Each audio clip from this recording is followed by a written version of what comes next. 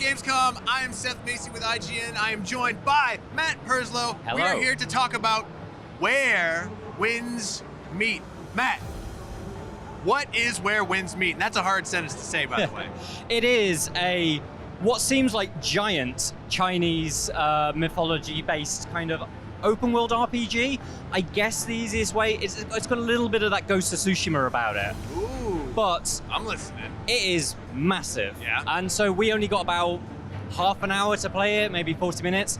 And I don't even know where to begin with this game. There is so much. You gotta begin somewhere. We only have so much time. So there's pretty good combat. What I will say, like that's what we saw. There's it starts on a horse. We're on a horse firing arrows, leaping off the side of the horse, doing QTEs to bat people off the side. Very, very cool. Into a boss fight. Not very Soulsy, I will say. It's got, you're gonna have to parry, you're gonna have to block. So it's action, or it's not turn-based, it's action No, RPG. yeah, it's action RPG. You've got like the stamina and you've got the health bar and you've got kind of a lot of like the parry and riposte system. I wouldn't say it was anywhere near as difficult as the Souls, so I think if you're worried about that, I wouldn't worry about it. Much closer to the sort of combat that you had in Ghost of Tsushima. Okay. A lot of that kind of like steel on steel kind of effect, which is good. But then after that boss fight, we got thrown into an open world and it was pretty much do what you want. So I'm wondering if there's a little bit of kind of the Zelda about it. I wonder if it's sort of like free form, go and do what you want. What I did there was not what I was expecting. I thought this would be a fairly full-on kind of combat game. I was finding weird statues that had riddles on them, and I was turning statues around to get prizes. Nice. I was going into villages and dealing with pickpockets and chasing a goose around a village. Realistic goose chasing. Yeah, yeah.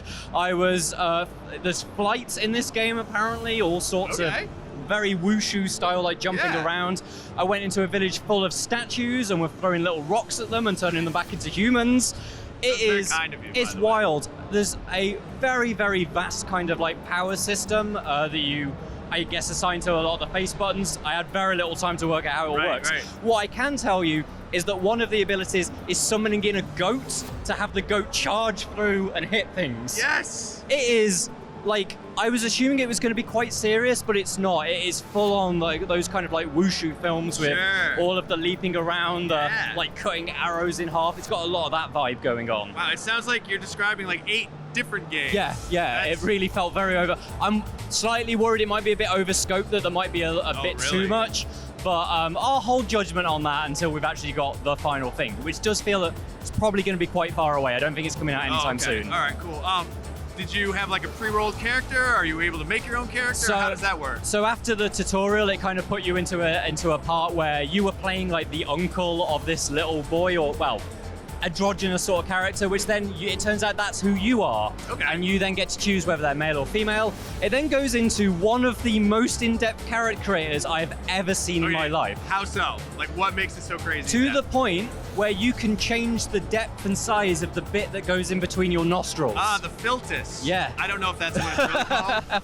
But so much, like many, many different hairstyles, but also you could change each individual cheekbone, forehead, the way that the eyebrows are kind of tilted, literally everything. I think if you remember like the Black Desert Online character creator, which kind of went viral a few years ago, it was almost felt like that times 2. So you could just make whoever you want, basically. Pretty much, game. yeah. Oh, wow, that is. It was very wild. So kind of much more of a RPG than I thought, because then you go into the stats section. And I assumed that if there were going to be stats in this would be rolled a bit like the Dark Souls, kind of like strength, dexterity, endurance. Yeah, basic RPG sort of stuff. Yeah, no, like charisma and gotta have charisma. And sight. So I get the impression there's a lot more of the kind of like the traditional more D&D side of a thing where we're going to be chatting with characters. There's going to be the importance of how you interact with characters as well as interact with your swords. Right. Okay. Cool. So yeah, I sort of went in assuming that it was one thing and came out. I sort of don't have a clue what it actually is. There's so much of it. So you have more questions after playing it. Yeah. How long did you get to play? For about half an hour to 40 minutes. And you did all of those things. And there were bosses to fight. There were kind of like little encampments where there was obviously loads of enemies to scrap with. I really don't know where the game starts and ends at this point. Like, I wish that it was a more curated demo rather than a Gamescom throw you in. But what I can say is there's a lot here, and it'll be really interesting over the next, whether it's months or even years before this game comes out. It'll be interesting to see how all of that develops. Well, I'm looking forward to it. You got me hyped on it. You can summon goats and chase gooses. I mean, why not? But we are at Gamescom. It is crazy. We're seeing all sorts of games. Make sure to keep it right here at IGN for the best of Gamescom.